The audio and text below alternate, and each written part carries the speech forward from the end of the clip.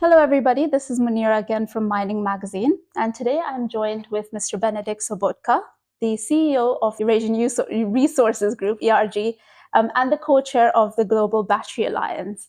Thank you very much for joining me today. Thank you, Munira. So let's get right to it. I know we don't have long. One of the main things I want to ask you, we're operating in a time of geopolitical uncertainties, and there's a lot of elections happening as well this year, particularly in mining countries and countries with minerals, etc. At the same time, we have this ongoing sustainability agenda where we're trying to build in more standards, more regulation. These two things seem like they might be somewhat contradictory. So how do you go about building sustainable mining operations in a very geopolitically turbulent time? Thank you, Munira. This is a particularly exciting year. I understand something like 4.1 billion people are called to the ballots this year, if you include the European Union, and the election is going to happen this year here in Europe. And it's an exciting time also for the mining industry, because what I've always called the energy transition to be the biggest purchase order in the history of the mining industry is actually coming to fruition. And you see it in the way the prices have developed. You see it in the amount of interest that this sector is receiving from stakeholders around the world. So it's going to be very important that this biggest purchase order in history, as the supply chain expands very rapidly, we do not lose the connection with the important stakeholders we have around the world. And of course, voters are one of them, but of course, communities around the operations are equally important. So marrying the two while we race to the top in terms of standards, as opposed to racing to the bottom, which often happens when you expand the supply chain very fast, is going to be very important. Yes. And, you know, on that note, we have countries like the Congo or the DRC, which are going to elections this year, which have very turbulent regimes and slightly harder to monitor. What do you think your message would be to mining companies, to ensure that they are still operating with sustainable practices inside such situations? Mining companies, professional mining companies, large mining companies in particular, they have to operate the same global standards around the world, and they have to be the best standards. So it is independent of the location, independent of what rules may apply in the specific country, may they be softer or weaker. The rules that you have to apply have to be your global standards. They have to be the best and most rigid standards in terms of ESG. Now, what's interesting is the mining industry is, particularly the large mining companies, when you look at them, the vast majority of their operations and also their future operations are actually in established jurisdictions, typically in OECD countries. And that's also reflected in the global exploration spend, which is in a way the future mining industry, 10, 20, 30 years from now. 80% of global exploration spend actually goes to OECD countries. It does not go to frontier countries, which are geologically more endowed and should actually be receiving the bulk of the future investments, but we're not seeing that. And that's going to be a big challenge as we are looking for more deposits, we're looking for more production, we're looking for sustainable, lower cost production, because we don't want greenflation as part of the energy transition. Commodities have to remain as cheap as possible to enable a faster adoption of the green energy transition. But at the same time, we're not seeing the investment going into the locations that have the best return for those investments, particularly frontier environments, like you mentioned in Africa or in Central Asia or in South America. That's quite an interesting point that you've made.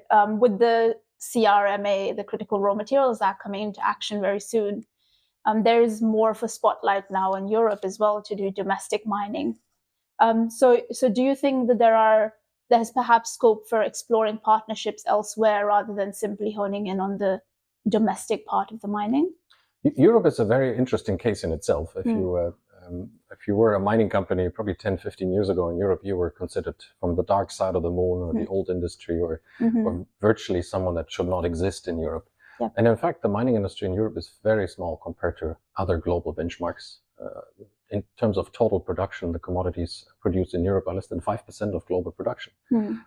And there's only something between 200 and 300 real operating mines in Europe, which is a very small amount. Ironically, there are also not so many new projects being developed in Europe, which tells you that 10, 15 years from now, as these existing mines become smaller and run out of ore, there will be not a new mine generation to replace the old generation. So it's an interesting situation where a continent probably consumes something like 20% of the world's minerals, or 18 or 15%, but actually produces only 5%. So it is very much dependent on imports. Now, strategically for the European Union, or Europe as a geographical or political bloc, it's going to be very important to be diversified in its supplies, and that can only come through more homegrown domestic investment in the mining industry. And that's a challenge, because you need not just money, right? You need expertise, you need good projects, and you need to be able to marry government funding with private capital, which is something that historically Europe has been quite good at, but in the mining industry it doesn't seem to work as well. We don't see the inflow of private capital in Europe as much as we would like to, not just in mining, but also in minerals processing and in further downstream industries. Ironically, of the 10 largest mines in Europe by production volume, the first 6 are coal mines, right? Tells you something. There's 2, a nickel and a copper project, and then the other 2 are Chinese-owned mines in Serbia. So out of the 10 biggest mines, you actually see it's a very good representation. It's still very much coal-driven. It is still very much influenced or with investors from China. And I think Europe should be open to investments from other regions, also inside of Europe, because the expertise for developing mines today is much less in Europe than it is in other geographies. Yep. So in some of the sessions today, we've seen that they've mentioned that one of the reasons for this, perhaps, or one of the difficulties with rebuilding European mining industries is these strict sustainability standards, these strict protocols for getting community buy-in, etc. Do you think that that's going to continue to be a hurdle? Again, the rules in Europe to build a mine are not very different from the rules you would find in other regions, right? The challenge in Europe is that there is the ability for many different stakeholders to delay the permitting process, right? So, and these can be organizations that actually are not affected by the actual mine, right? It can be other organizations that challenge the permitting, and probably 9 out of the 10 mines that are currently in development in Europe are under some kind of a judicial challenge regarding its permits, and of course that brings delays.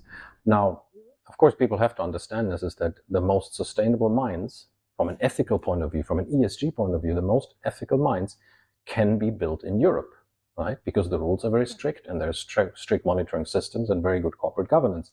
Now, you can also buy these minerals from somewhere else where you have no control over those standards.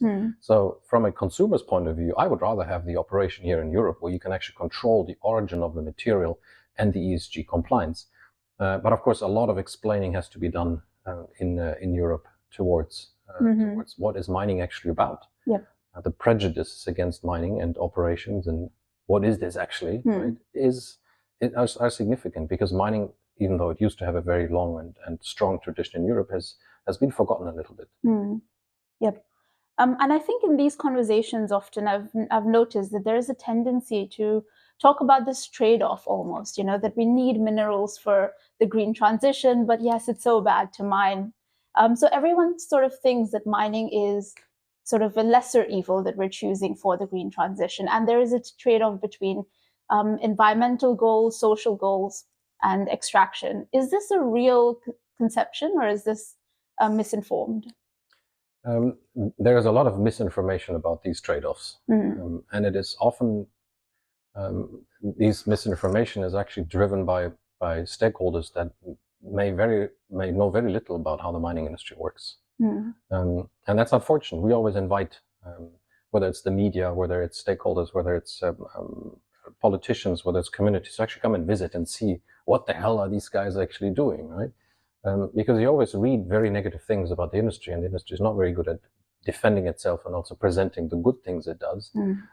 But it is an essential service to industrialization, to the communities, and also to the economy, particularly in regions that tend to be disadvantaged, right? Because the mines are not being built in the center of London, right? The mines are being built in fringe areas of northern Sweden, of southwestern Spain, that are very, very disadvantaged in terms of its economy. So it actually can create a lot of good.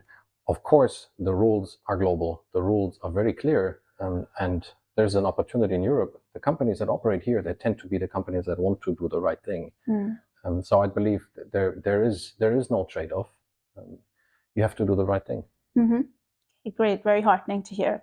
Okay, final one from me then. One of the issues that I've noticed in the industry writing about it is this concept again of community buy-in, and in some cases, local communities feeling that they aren't heard or their complaints aren't heard. In other cases, people saying that, for instance, in a panel that we just heard, they're swayed by activist groups or people with other agendas or incentives into thinking that mining is bad or that there's going to be negative repercussions, when there might also be a lot of benefits or not as severe repercussions. So to me, all of this signifies a lack of a pathway for communication between mining companies and the actual communities that are affected.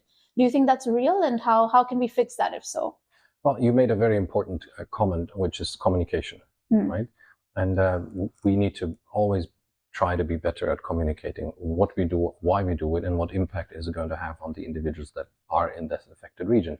Now, quite often, and that's an official statistic by the ICMM, people who live closest to the mine tend to be the ones that are more supportive of the mine. The further you move away from the mine, the less supportive individuals become. So it's quite ironic, because they actually see the benefits, and the benefits come not through just employment, that come through education, through agricultural support, through infrastructure. So it's, I mean, just as an example, ERG, we have built schools for 15,000 children in the Congo. And you will see other operators do very similar things. So the impact can be very positive, and in Europe as well. Again, the infrastructure that will come through the investments that are happening today in Europe in the mining industry can be very substantial. So it's very much about communicating the benefits, explaining the risks, because nothing in life comes without risk, and that includes mining. Yep. You have to explain what the risks are. And of course, mining is an extractive industry, which means it touches the ground and extracts something that's in the ground, and that does not come without effects on the environment, on the water table, on emissions, and so on. But those can be managed, right? And it's important to explain and be 100% transparent that the way these extraction activities are done at the best possible standards that are available worldwide today. Yeah. Okay, great. Is there anything else that you would like to add or communicate to our audience? I would like to ask that, just in case. I mean, you get unexpected responses. We have it's an interesting statistics. This is an exciting time for the mining industry. I don't think it's ever been more exciting. But particularly younger people, the younger Generation Z, right? They don't seem to understand the opportunity that this industry creates. And it's well paid, highly technologically driven, exciting jurisdictions, exciting places, very good job prospects, particularly for young engineers and particularly for women. This industry is give you an interesting statistic. In the United States, I think there's about 300,000 people work in mining. Right? It's a lot less in Europe, for example. 90% of them will retire in the next 15 years, right? That creates an enormous opportunity for jobs, very well, highly paid jobs, technical skills, long-term jobs. Because again, once you open a mine, it will run for 30 years, which means you and your children will have an employment in that region. In some of our operations, we have people that are already in the third generation of workers in the mine. So those are long-term jobs. And I encourage people to consider those professions when they choose their education. Great. So great opportunities. Yes. Okay, great. That's a lovely way to end it off, looking to the future. Thank you very much for your time. Yeah. It was great speaking with you. Thank you. Nice to meet you. Thank you.